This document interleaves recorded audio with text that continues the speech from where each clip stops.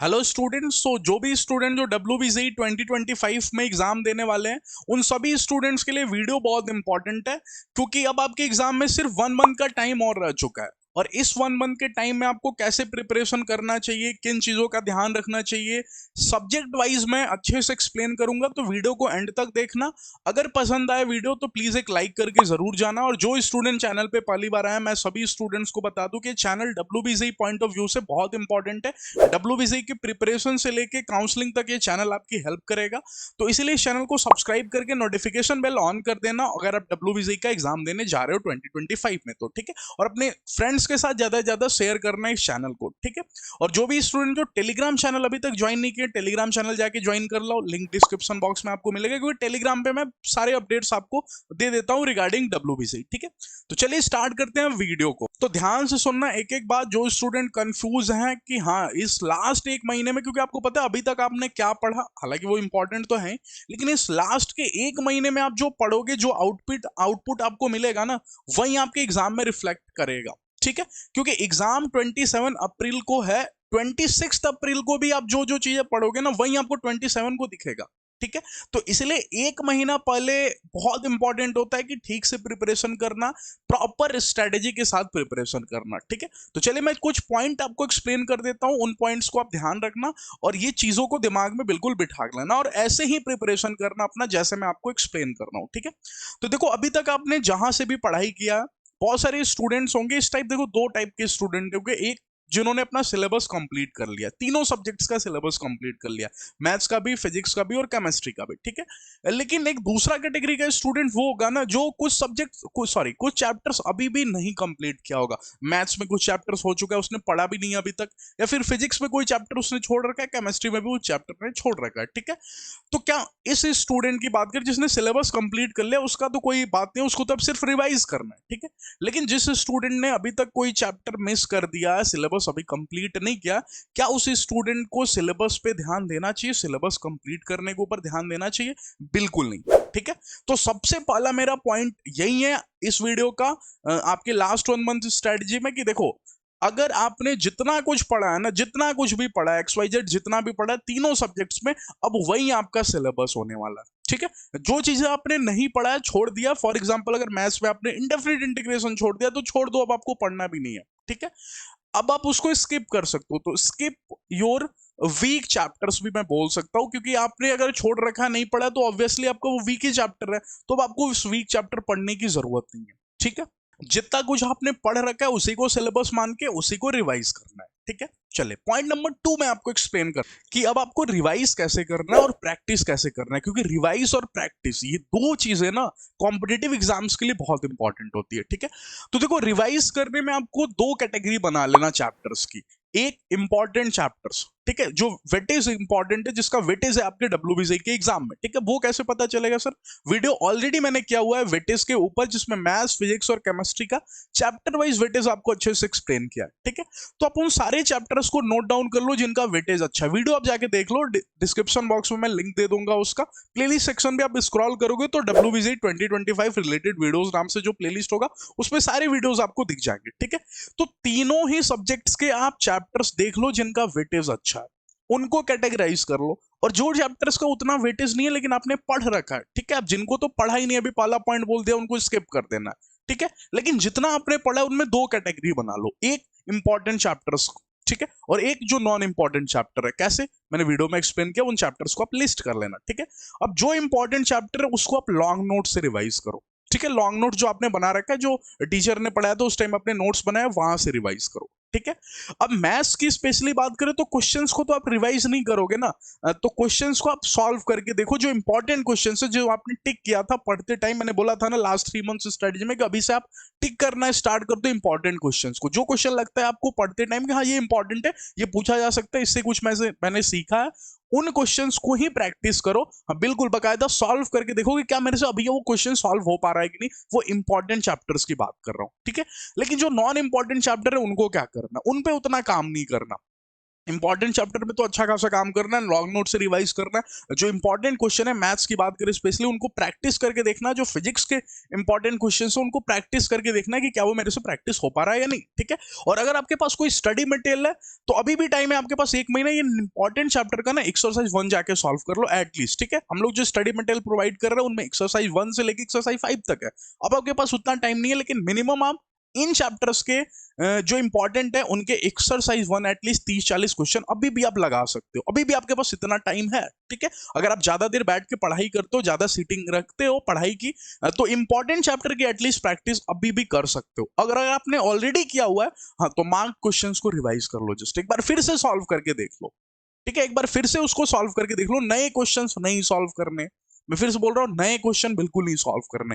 जो आपने पहले सॉल्व किया हुआ है क्वेश्चन को, और क्वेश्चन सॉल्व करते जैसे हमने 10 क्वेश्चन किया है, ठीक है, तो उनमें से 10 क्वेश्चन में 4 क्वेश्चन आपको लगे कि हाँ इंपॉर्टेंट है, उन 4 क्वेश्चन को फिर से एक बार प्रैक्टिस कर लो, ठीक है। अच्छा, अब बात कर लेते हैं जो non important chapter. Non important chapter को क्या करना है, just revise from your short notes. क्या आपने शॉर्ट नोट्स बनाया है? बिल्कुल हाँ सर बनाया होगा। क्यों बनाया होगा? क्योंकि मैंने बोला था, ठीक है, आपको कि शॉर्ट नोट्स जरूर बना लेना, वो लास्ट के दिनों में काम आएगा। और नहीं बनाया तो सर, तो फिर आपके पास ऑप्शन है भैया, लॉन्ग नोट से रिवाइज करना पड़ेगा अगर आपने शॉर्ट नोट्स नहीं बनाया तो, ठीक है। लेकिन अगर आपने शॉर्ट नोट्स बनाया है तो इन नॉन इंपॉर्टेंट चैप्टर्स को ना, जिनका वेटेज उतना नहीं है आपके एग्जाम में, उनको आपको शॉर्ट नोट से रिवाइज करना पड़ेगा। उनके फॉर्मूले एटलीस्ट देख लेना, उनके जो भी कॉन्सेप्ट्स है वो अच्छे से देख लेना जो आपने शॉर्ट नोट्स में रखा। प्रैक्टिस करना है क्या सर? हाँ, पीवाईक्यूज उनके कर सकते हो, प्रीवियस ईयर क्वेश्चन।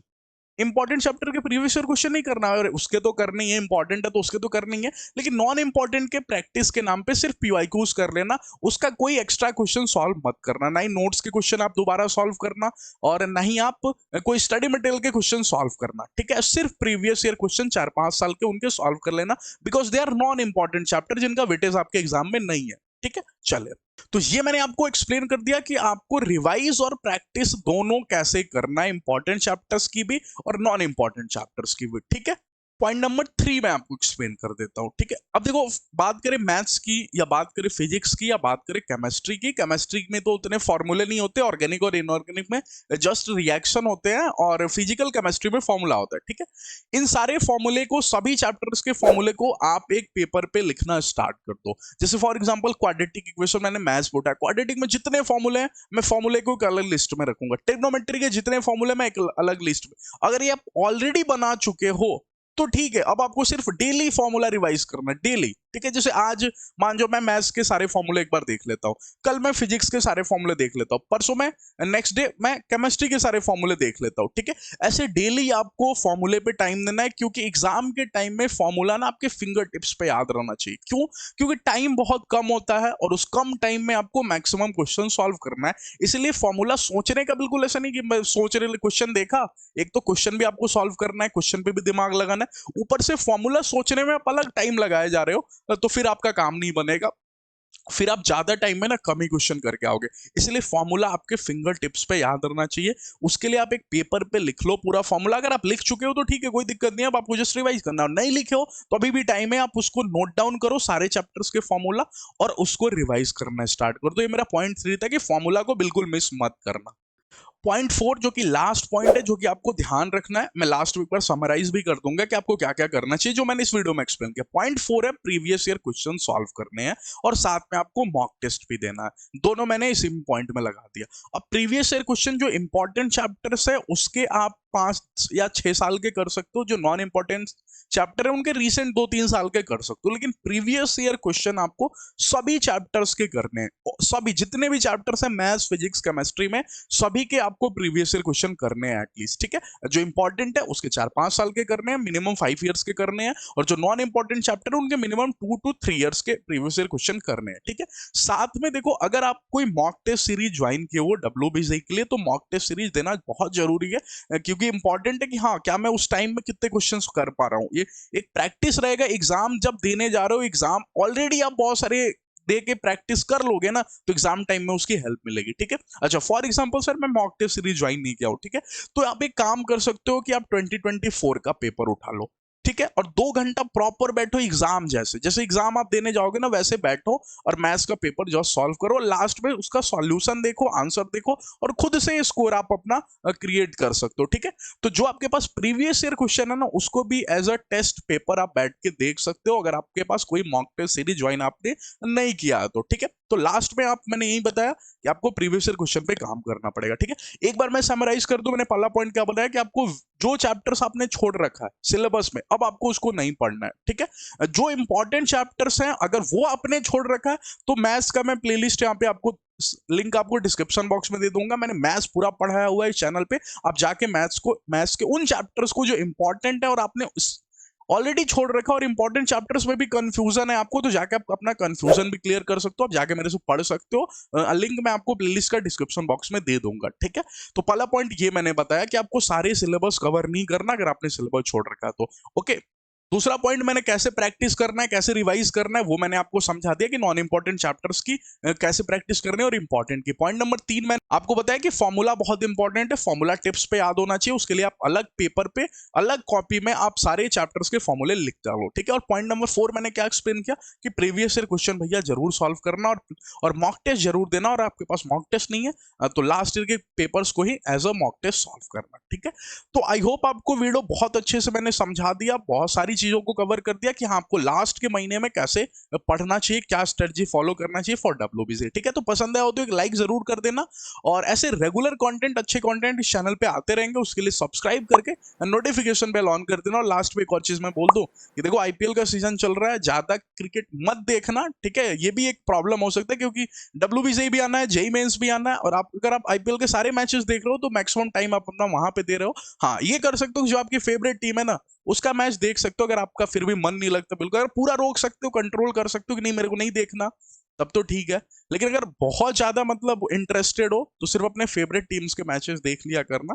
ठीक है, इसको इग्नोर करोगे तो और अच्छा प्रिपरेशन कर पाओगे। ठीक है, चले मिलते हैं नेक्स्ट वीडियो में, थैंक यू ऑल।